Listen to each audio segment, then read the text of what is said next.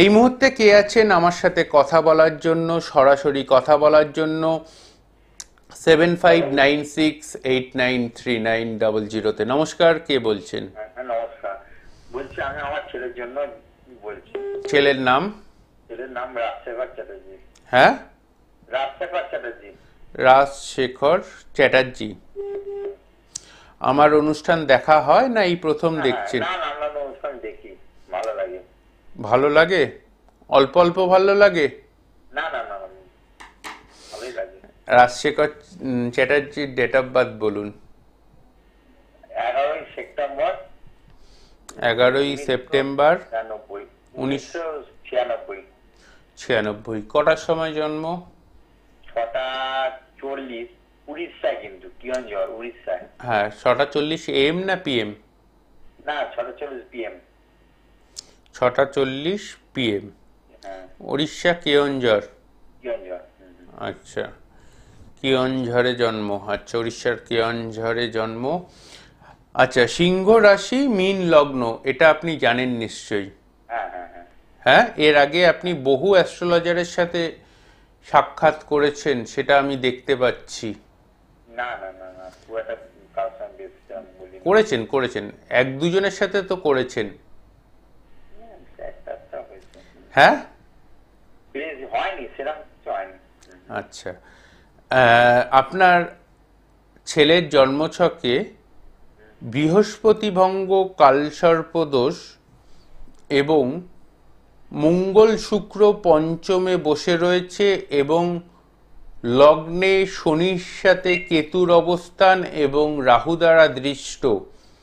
এই মুহূর্তে আপনার আমার কাছে, অর্থাৎ অনির্বাণের কাছে, আমার কাছে প্রধান প্রশ্ন, অর্থনৈতিকভাবে ছেলে নিজের পায়ে দাঁড়াবে কিভাবে এবং কবে থেকে উপার্জনের জায়গাটা 100% ভালোভাবে নিজেকে এস্টাবলিশ করতে পারবে, সেই জায়গাটা দেখতে পাবেন আপনারা। এটাই হচ্ছে আপনাদের প্রথম এবং প্রধান প্রশ্ন অনির্বাণের কাছে। ঠিক বলছে অনির্বাণ নিশ্চয়ই? হ্যাঁ, ঠিক ঠিক। 1% ঠিক না 100% ঠিক? না না, 100% ঠিক। হ্যাঁ, 100%। 100%। কিন্তু দ্বিতীয় আমার মেন হচ্ছে প্রশ্ন হচ্ছে আপনার এর বিবাহ ব্যাপারটা আমি একটু জানতে চাইছি। দেখুন, এই যে জন্মছক, আমি এতগুলো কথা বলার সাথে সাথে কি কি বলেছি, শুক্র মঙ্গল একসাথে বসে রয়েছে পঞ্চম ঘরে, এই কথাটা বলেছি আপনাকে। হ্যাঁ হ্যাঁ, বলেছি তো? তো এই বিবাহ জায়গাটাতে যখনই শুক্র মঙ্গল এক জায়গায় বসে যাবে একই ঘরে, তখন বিবাহ জায়গাটা কিন্তু স্ম্যাশ হয়ে যায়। মানে একটা পার্টিকুলার লাইন আপে এগোতে, যেটা বলা হয় যে এইভাবে সম্বন্ধ হবে, এই ধরনের মেয়ে পছন্দ হবে, সেই গতানুগতিক এফেক্টগুলো কিন্তু দেখতে পাওয়া যাচ্ছে না। সেই গতানুগতিক এফেক্টের ক্ষেত্রে একটু ব্রেকআপের ইন্ডিকেশন দেখতে পাওয়া যাচ্ছে। ব্রেকআপের ইন্ডিকেশন দেখতে পাওয়া যাচ্ছে। এই ব্রেকআপের ইন্ডিকেশনটা আপনাদেরকে মানসিক অস্থিরতার শিকার করতে পারে। ঠিক বলছে অনির্বাণ নিশ্চয়ই? না না, ঠিক বলেছেন, ঠিক। 1% না 100% এটাও? 100%। হ্যাঁ, 100%।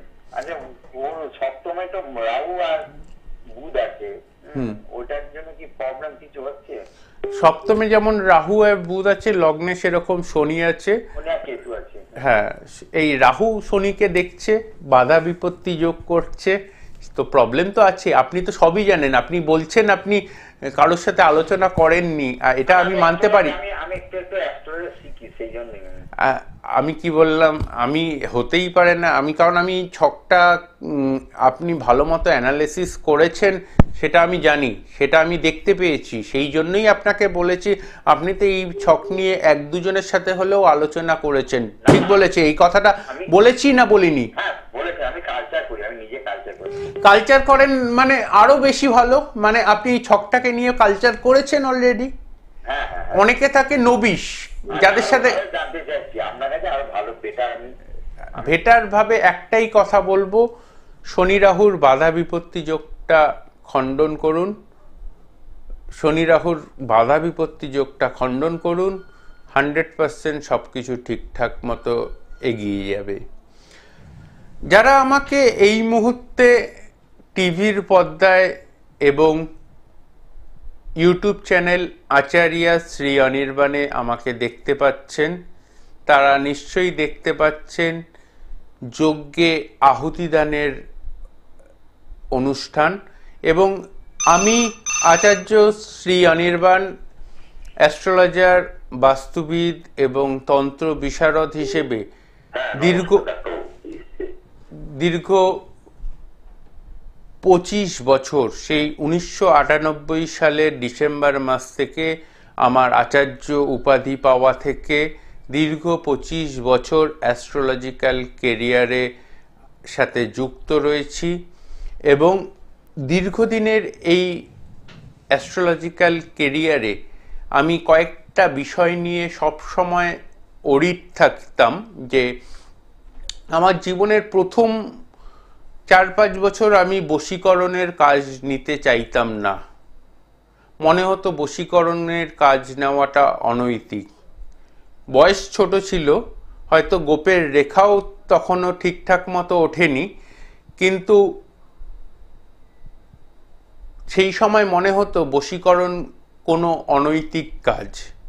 কিন্তু আজকে দীর্ঘ 25 বছর অ্যাস্ট্রোলজিক্যাল কেরিয়ারে কাটানোর পর এবং তার সাথে সাথে অ্যাটলিস্ট 2 লক্ষর ওপর মানুষের সাথে সারাদিনে অনলাইন অফলাইন কনসালটেশন করার পর আমার মনে হয়েছে, বা আমার মনের ধারণাটাকে পরিবর্তন করতে আমি বাধ্য হয়েছি, যে নৈতিক বশীকরণ একজন প্রপার অ্যাস্ট্রোলজারের বা তন্ত্র বিশারদের